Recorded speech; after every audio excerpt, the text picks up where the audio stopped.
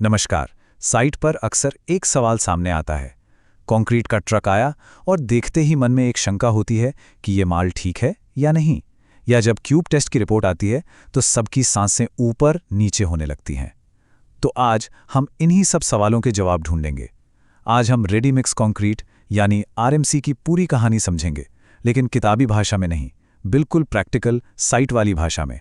हम IS codes को रटेंगे नहीं, बल्कि उनके पीछे का क्यों समझेंगे, ताकि हम सिर्फ इंजीनियर न बने बल्कि एक स्मार्ट और कॉन्फिडेंट इंजीनियर बने। तो चलिए शुरू करते हैं। तो चलिए फटाफट देख लेते हैं कि हमारा सफर कैसा रहेगा। सबसे पहले आरएमसी है क्या, इसे समझेंगे। फिर कंक्रीट की रसोई में चलेंगे, मतलब उसके इंग्रेडिएंट्स को जानेंगे। इसके बाद एक बढ़िया मिक्स डिज़ाइन कैसे बनता है वो सीखेंगे। फिर प्लांट से साइट तक का इसका सफ़र कैसा होता है, साइट पर पहुंचते ही इसकी चेकिंग कैसे करनी है, और आखिर में जो आम गलतियां या परेशानियां आती हैं उनका हल क्या है। बेसिकली A to Z सब कवर करेंगे। तो शुरू करते हैं बिल्कुल बेसिक से। आखिर ये रेडी मिक्स कंक्रीट, जिसे हम आरएमसी कहते हैं, है क्या भला? वो ज़माना याद कीजिए जब साइट पर ही लेबर तगारी से सीमेंट, रेत, गिट्टी नापती थी। कभी पानी ज़्यादा, कभी सीमेंट कम, क्वालिटी का कोई भरोसा नहीं था। आरएमसी ने आखें इसी प्रॉब्लम को सॉल्व किया है। ये एक सेंट्रलाइज्ड कंप्यूटर कंट्रोल प्लांट में बनता है, जहां हर चीज़ किलो के हिसाब से एकदम सटीक नापी जाती है। आज आरडीसी कंक्रीट जैसी कंपनियां इसमें लीडर हैं, जो ये पक्का करती हैं कि आपके प्रोजेक्ट पर जो भी कंक्रीट पहुंचे वो टॉप नॉच क्वालिटी का हो। आप जरा इस फर्क को देखिए। एक तरफ है हमारा पुराना साइट मिक्स, जहां सब कुछ अंदाजे पर चलता था, गलतियों की पूरी पूरी गुंजाइश। नतीजा, स्ट्रक्चर में कहीं मजबूती ज्यादा कहीं कम। और दूसरी तरफ है आरएमसी, जहां ऑटोमेशन और प्रिसीजन है। इसका सीधा सीधा मतलब है एक समान क्वालिटी, काम में जबरदस्त तेजी और एक ऐसा स्ट्रक्चर जो दशकों तक टिके। एक इंजीनियर के लिए ये गैसवर्क से निकलकर इंजीनियरिंग में आने जैसा है। एक बात जो मैं हमेशा अपने जूनियर इंजीनियर्स को बोलता हूं, IS 456 और दूसरे कोड्स को रटने की चीज मत बनाओ।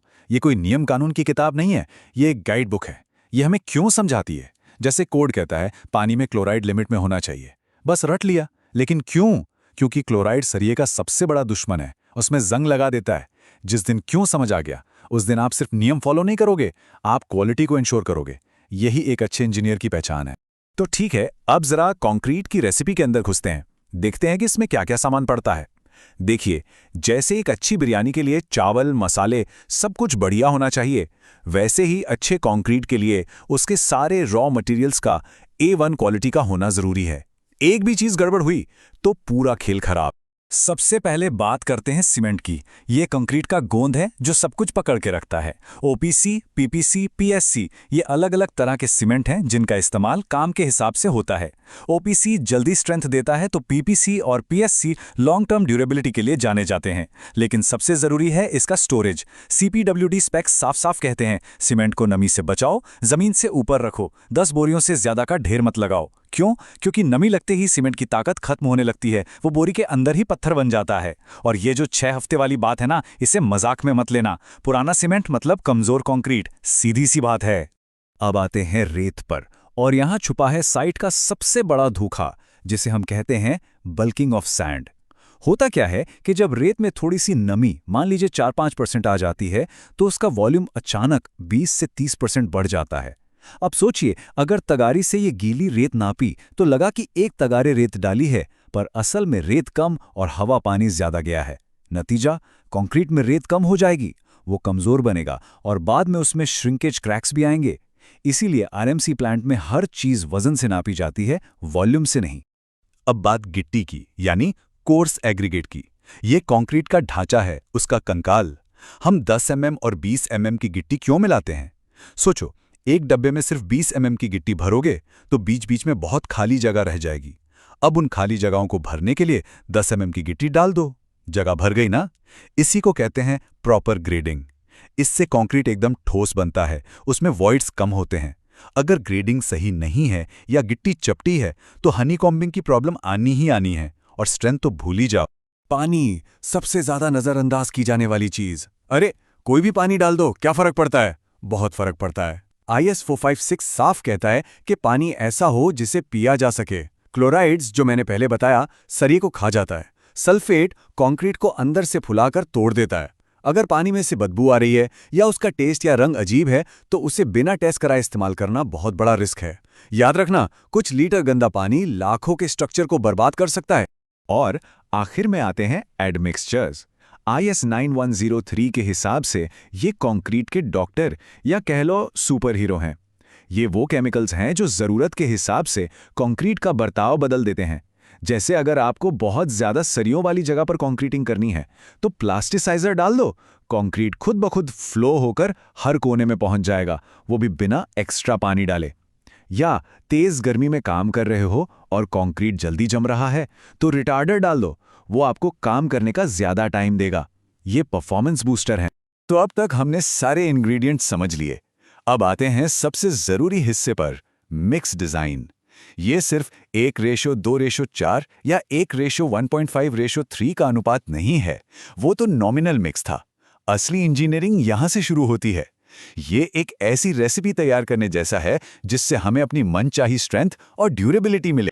मिक्स डिजाइन का सबसे पहला और सबसे जरूरी कॉन्सेप्ट है टारगेट मीन स्ट्रेंथ। इसको बहुत ही सिंपल तरीके से समझते हैं। मान लीजिए हमें M25 ग्रेड का कंक्रीट चाहिए, मतलब हमें 28 दिन में 25 न्यूटन पर mm² की स्ट्रेंथ चाहिए। तो क्या हम प्लांट में 25 का ही डिजाइन बनाएंगे? बिल्कुल नहीं। हम डिजाइन करेंगे मान लो 31.6 का। ये एक्स्ट्रा 6.6 न्यूटन पर mm² क्यों? ये है हमारा सेफ्टी मार्जिन, क्योंकि हम जानते हैं कि साइट पर या मटेरियल में थोड़ा बहुत उतार चढ़ाव तो आएगा ही। तो हम पहले से ही एक बफर लेकर चलते हैं ताकि 99 में से 100 क्यूब पास हो, फेल होने की नौबत ही ना आए। IS 10262 और IS 456 इसी सेफ्टी मार्जिन की बात करते हैं। तो ये मिक्स डिजाइन की पूरी प्रोसेस चलती कैसे है? देखिए, ये स्टेप बाय स्टेप काम है। सबसे पहले हम अपना टारगेट सेट करते हैं, टारगेट स्ट्रेंथ। फिर उस स्ट्रेंथ के लिए सबसे जरूरी चीज यानी वाटर सीमेंट रेशियो तय करते हैं। याद रखिए, पानी जितना कम, स्ट्रेंथ उतनी ज्यादा। फिर देखते हैं कि साइट पर काम करने के लिए कितना स्लम्प चाहिए। उसके हिसाब से पानी की मात्रा तय हो जाती है। अब पानी पता है, वाटर सीमेंट रेशियो पता है, तो सीमेंट कितना लगेगा ये कैलकुलेट हो गया। बचा हुआ वॉल्यूम रेत और गिट्टी से भर दिया जाता है। और सबसे आखिर में लैब में एक छोटा सा बैच बनाकर यानी ट्रायल मिक्स करके हम चेक करते हैं कि जो हमने कागज पर बनाया है वो असल में काम कर भी रहा है या नहीं। चलो जी, डिजाइन फाइनल हो गया, लैब में पास भी हो गया। अब देखते हैं कि प्लांट में ये कंक्रीट बनता कैसे है और वहां से साइट तक के सफर में किन किन चुनौतियों का सामना करना पड़ता है। यहां पर क्वालिटी का सबसे बड़ा फर्क आता है। एक तरफ है वॉल्यूम बैचिंग यानी तगारी से नापना, जो M20 ग्रेड के ऊपर IS 456 ने बिल्कुल बैन कर रखा है। क्यों? क्योंकि इसमें गलतियों की भरमार है। दूसरी तरफ है RMC प्लांट की वे बैचिंग, जहां हर चीज यहां तक कि पानी और एडमिक्सचर भी वजन से एकदम सटीक तरीके से कंप्यूटराइज सिस्टम से डाला जाता है। यहां अंदाजा या लगभग जैसा कोई शब्द नहीं होता। यही RMC की सबसे बड़ी ताकत है, कंसिस्टेंसी। जैसे ही कंक्रीट प्लांट से निकलता है, एक रेस शुरू हो जाती है घड़ी के खिलाफ। हर मिनट के साथ कंक्रीट की जान यानी उसका स्लंप या वर्केबिलिटी कम होती जाती है। गोल्डन रूल है कि 90 मिनट के अंदर कंक्रीट को उसकी जगह पर डाल देना चाहिए। 120 मिनट मतलब डेंजर जोन। और एक पाप जो साइट पर कभी नहीं करना है वो है सूखे कंक्रीट में ऊपर से पानी मिलाना। इसे रीटेम्परिंग कहते हैं और ये कंक्रीट की स्ट्रेंथ को दीमक की तरह खा जाता है। बिल्कुल नहीं करना है। ठीक है, ट्रांजिट मिक्सर साइट पर पहुंच गया है। ड्राइवर ने डिलीवरी चालान हाथ में दे दिया। क्या हमारा काम खत्म? नहीं, असली काम तो अब शुरू हुआ है। अब हमें यह परखना है कि जो माल आया है वो हमारे स्टैंडर्ड्स के हिसाब से है या नहीं। पहला और सबसे जरूरी टेस्ट है स्लम्प टेस्ट, जैसा IS 1199 में बताया गया है। इसका सही तरीका क्या है? कोन को एक साफ, गीली और नॉन एब्जॉर्बेंट प्लेट पर रखो। उसे 4 लेयर में भरो। हर लेयर को 25 बार टैंपिंग रॉड से बराबर गोदना है। क्यों? ताकि अंदर फंसी हवा निकल जाए। फिर कोन को बिना हिलाए डुलाए सीधा ऊपर उठा लो। कंक्रीट जितना नीचे बैठेगा बस वही रीडिंग आपका स्लम्प है। यह हमें बताता है कि कंक्रीट काम करने में कितना आसान या मुश्किल है। और इसी सिंपल से टेस्ट में सबसे ज्यादा गलतियां होती हैं। क्या क्या नहीं करना है इसकी लिस्ट बना लो। कोन को गंदी या ऊबड़ खाबड़ जमीन पर रखना। 25 बार की जगह 10-15 बार में काम चला लेना। कोन को झटके से या घुमाकर उठाना।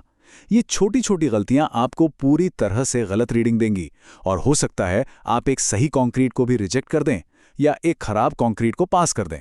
सो बी वेरी केयरफुल। कंक्रीट की फाइनल कुंडली तो क्यूब टेस्ट से ही बनती है। जिस दिन कंक्रीट आया उसी दिन सैंपल लेकर क्यूब्स कास्ट किए जाते हैं। 24 घंटे बाद उन्हें मोल्ड से निकालकर क्यूरिंग टैंक में डाल दिया जाता है। और ये क्यूरिंग यानी तराई सबसे ज़रूरी है।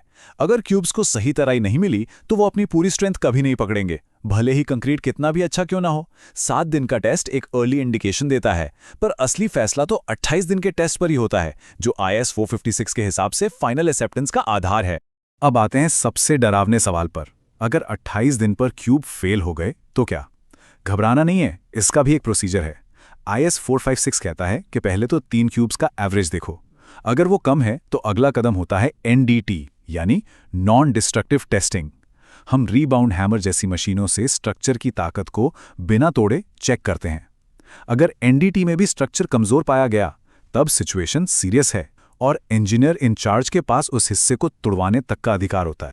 चलिए अब फटाफट कुछ उन आम समस्याओं पर नजर डालते हैं जो अक्सर हमें साइट पर देखने को मिलती हैं। इनको देखकर परेशान नहीं होना है, बल्कि इनसे सीखना है ताकि अगली बार ये गलतियां ना हों। सबसे आम बीमारी है हनी कोम्बिंग यानी कंक्रीट में छत्ते जैसे गड्ढे बन जाना। ये होता क्यों है? 3 कारण हैं।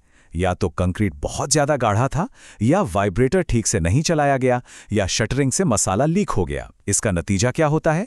स्ट्रक्चर उस जगह से कमजोर हो जाता है और पानी अंदर घुसकर सरिये में जंग लगाना शुरू कर देता है। इसे रोके कैसे? बस कारणों को उल्टा कर दो। सही वर्केबिलिटी वाला कंक्रीट यूज करो, वाइब्रेशन ढंग से करो और शटरिंग को टाइट रखो। तो इन सब बातों का सार क्या है? एक QA QC इंजीनियर का काम सिर्फ टेस्ट करना और रिपोर्ट बनाना नहीं है। वो उस स्ट्रक्चर का रक्षक है, उसका पहला गार्डियन है। उसका काम है हर चीज को डॉक्यूमेंट करना, ये पक्का करना कि हर मशीन कैलिब्रेटेड है और ये सुनिश्चित करना कि क्वालिटी के साथ कहीं कोई समझौता ना हो। वो सिर्फ एक इंस्पेक्टर नहीं है, वो उस प्रोजेक्ट की लॉन्ग लाइफ का जिम्मेदार है। तो आखिर में मैं एक सवाल के साथ इस सेशन को खत्म करना चाहूंगा। आपके साइट पर जो क्वालिटी बन रही है उसकी जिम्मेदारी किसकी है? सिर्फ QC वाले की या RMC प्लांट वाले की? नहीं, उसकी जिम्मेदारी हर एक व्यक्ति की है जो उस प्रोजेक्ट से जुड़ा है, चाहे वो साइट इंजीनियर हो, सुपरवाइजर हो या फिर कंक्रीट डालने वाला मिस्त्री। क्वालिटी एक टीम गेम है, इस पर सोचिएगा जरूर।